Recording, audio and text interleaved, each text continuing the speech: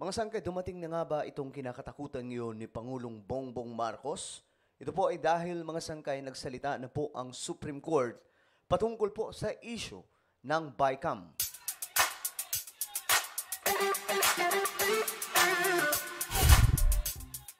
Yo, what's up guys? This is me, Sangkay Janjan, and I'm back for another vlog today. Kamusta po kayong lahat? At ito nga po pag-uusapan po natin mga sangkay ang isa sa matinding balita ngayon na naging pulutan po ito ngayon sa mundo ng usaping politika.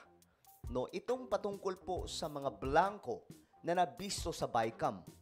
Ngayon mga sangkay, nagreklamo nga po, idinulog po ito sa Supreme Court ng mga kalaban ng administrasyon.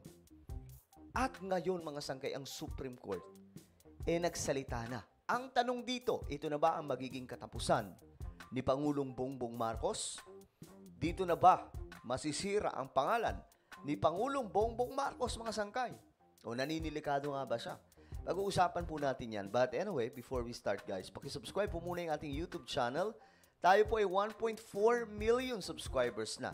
Pangat po tayo ng pangat. Ayan po, nasa 1.45 million subscribers na po tayo. Ang bilis po natin, no? At kung ikaw hindi pa po nakakapag-subscribe at nais mong mapabilang sa dumarami mga solid sangkay, makikita nyo po yung subscribe button sa baba ng video na to. I-click nyo lamang po yan, then click the bell and click all. Alright? So, sa mga nanonood naman po sa Facebook, syempre, follow nyo po yung ating Facebook page. Shoutout nga pala sa lahat ng mga solid sangkay na nanonood ngayon. Okay, very interesting topic ito mga sangkay ngayon. Ako, ito kasi ang nangyari. Ito. Korte Suprema pinasusumite ang orihinal na kopya ng 2025 National Budget. Ito na, original. Sa malamang mga sangkay, ito po ay sa titingnan po mga sangkay, yung sa GAA. Kasi yun po yung isinumite doon po sa presidente ng Pilipinas na inaprubahan. Ngayon mga sangkay, tingnan po natin kung ito na nga ba ang magiging katapusan ng isang Bongbong Marcos sa Malacanang. Well, tingnan po natin. Hinihingi ng Korte Suprema sa Malacanang at sa Kongreso ang kopya ng 2025 National Budget at ang orihinal na bersyon ng mga panukalang ito. Okay, ngayon masaya po ang mga tumutuligsa sa pamahalaan. Masaya po sila. Nagdiriwang po sila. Oo, ito na yung katapusan ni Bongbong Marcos. Matatapos na ang kanyang panunungkulan dahil po dito. Masisira na siya. Well, magkokomento tayo mamaya mga sangkay tungkol dyan. Kasunod po yan ang mga alegasyon ng irregularidad sa pagpasa ng pambansang pondo. Nagbabalik si Maran Enriquez. Ipinag-utos ng Korte Suprema sa Malacanang, Senado at Kamara na Malacanang, Senado at Kamara. So sa Malacanang, kaila PBBM, then doon sa Senado, at doon po sa House of Representatives. So sila ngayon mga sangkay ang pinapag-submit ng copies mga sangkay tungkol po dito sa GAA, hindi po sa BICAM. Okay? Ulitin ko, sa GAA. Alright? na isumite ang orihinal na kopya ng 2025 General Appropriations Act at maging ang mga bersyon ng panukala nito. Alright. Binigyan ng tatlo ng hanggang February 24 para isumite ang Hanggang February 24. So ilang araw na lamang po mula ngayon mga sangkay, no? Mga 2 days. Kailangan na nilang isubmit. Ngayon, well, pag-usapan natin yan. Mamaya magre-react tayo mga sangkay. ang mga dokumento para yan sa gagawing preliminary conference sa February 28. Inihain ng mga kaalyado ni dating Pangulong Rodrigo Duterte na sina dating Executive Secretary Vic Rodriguez at Davao City Representative Isidro Ungab ang petisyon sa SC. Paniwala nila may unconstitutional irregularities sa pagpapasa ng 2025 budget. Okay? Gaya ng pagbibigay ng zero subsidy sa PhilHealth. Alright. Illegal na pagdadagdag ng pondo kahit walang rekomendasyon ng Pangulo at paglobo ng budget ng DPWH. Okay? Paglobo ng budget sa DPWH. Alright. Kinuwestiyon din sa korte ang umano'y Tandaan nyo yung word, paglobo ng budget. Ibig sabihin, pagdagdag ng sobra-sobra o malaking budget sa DPWH. Yung mga blankong probisyon sa bicameral report ng budget. Pero Mga blanco. nanindigan ang mga miyembro ng Bicameral Conference Committee na walang irregularidad sa budget. Isusumiti naman daw ng Kamara ang mga hinihinging kopya ng SC. Isasubmit.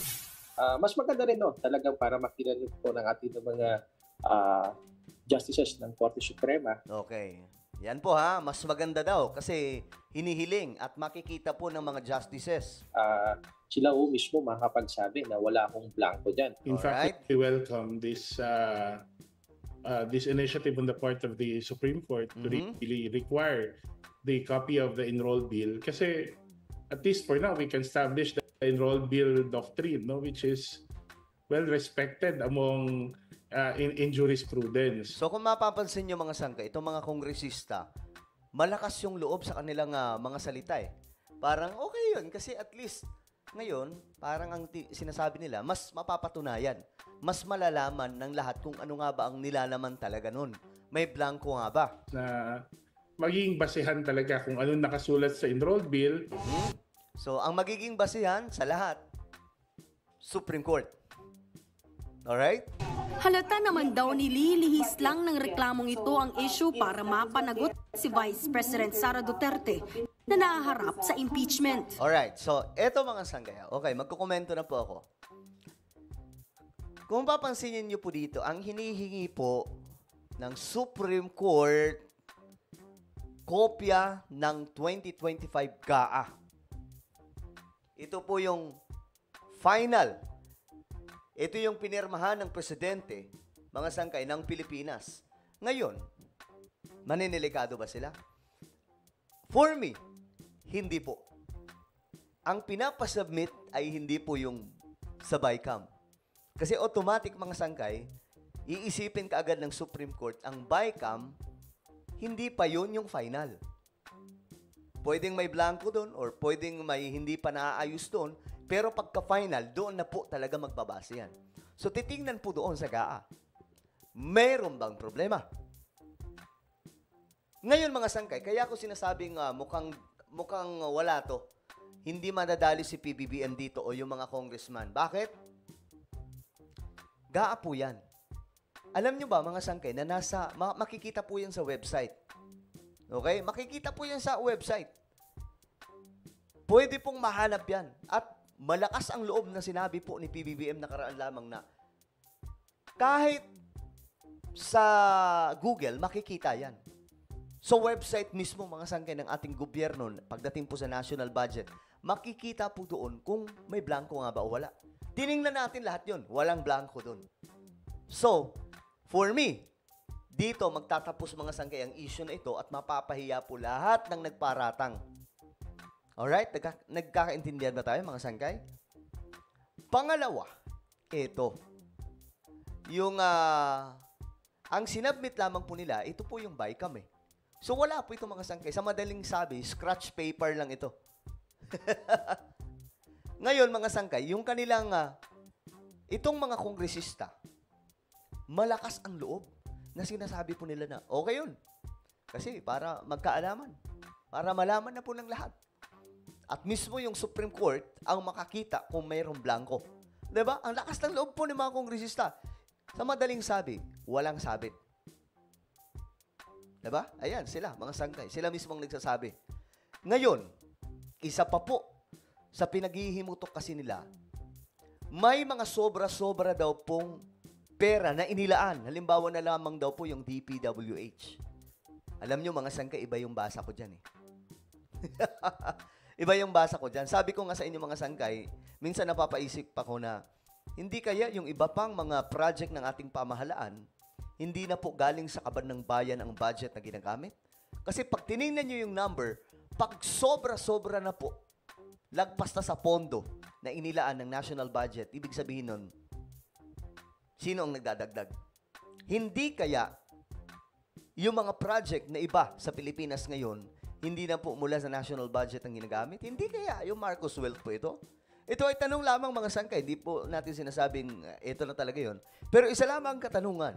Kasi since presidente si BBM, sa tingin nyo ba walang gagawin niya sa Marcos Wealth? yung Marcos Wealth na yan, maliban sa kayamanan po nila yan, mga sangkay, naghihintay lamang po yan ng pagkakataon para maisagawa po ang last will and testament ni Ferdinand E. Marcos para po sa mga programa sa Pilipinas. Marami pong project ngayon, mga sangkay. Yung iba, mga pinagpatuloy kay PRRD. Yung iba naman, mga sangkay, ito yung mga bago na kay PBBM lamang. Hindi kaya yung ibang mga project dyan, yung mga parang mahiwagang numbers na nandoon po, mga sangkay, na parang lagpas-lagpas na, hindi po kaya pinondohan na po yan na hindi galing po sa kaban ng bayan? Kasi kahit noon, mga sangkay, may mga project po sa Pilipinas na pinatayo, hindi na po gumamit ng pera ng gobyerno, pera na po mismo ng mga Marcos yun eh. Diba, mga sangkay? Kung babalikan po natin yung kasaysayan, yun po yun talaga. So, ngayon, hindi kaya ito ang nangyayari. Halimbawa na lamang po yung PhilHealth. Sinasabi nilang walang budget, walang subsidy. Pero mga sangkay, magulat ka, ang dami pong benepisyo. 'Di ba? Parang dumoble o triple pa po ang pondo, mga sangkay. 'Di ba, mga sangkay, nakakagulat. So ngayon, for me, talo na sila dito. Ito po yung magpapatunay sa tanong, mga sangkay, na ito na ba, maninilikado na ba si BBM dito? Malabo po. Bagkos baliktad po ang mangyayari. Matatalo po yung mga nag-file, yung mga nagprotesta na ipawalang bisa yung national budget ng 2025. Diba? Well, kayo mga sangkay, anong basa nyo po dito? Anong opinion nyo? Just comment down below. Meron po tayong YouTube channel. Ito po ay Tatak Marcos Projects PBBM. Naku, i-subscribe nyo po ito ngayon, ha. Hanapin nyo ko agad ito sa YouTube, Tatak Marcos Projects, kasi dito po tayo nag-a-upload ng mga proyekto ng ating pamahalaan. Ayan po, mga ina-upload po natin, mga sangkay. Mga project mismo ni PBBM. Dito nyo po, yung Tatak BBM lang, wala pong halong mga tinuloy lamang na mga project mula kay PRRD. Alright? So, hanapin nyo po ito ngayon sa YouTube, then click the subscribe, click the bell, and click all. Alright, so ako na po ay magpapaalam. Mag-iingat po ang lahat. God bless everyone.